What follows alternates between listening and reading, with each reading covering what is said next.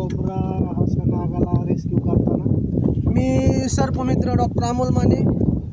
आपण आज हा कोब्रा साप वेदांत वेडिंग वर्क्समधून पकडला होता. मी आणि आमचे सहकार्य संदीप उदावंत आज आपण सापाला त्या फॉरेस्टमध्ये रिलीज करत आहोत.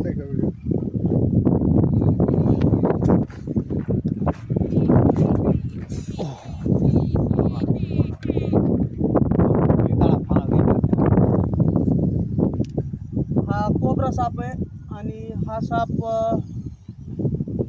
आपल्या इकडं खूप जास्त प्रमाणात आढळतो. आपण आता याला कोणीही पकडण्याचा असं प्रयत्न कधी करू नये. आपण आता त्याला सुरक्षित फॉरेस्टमध्ये रिलीज करत आहोत.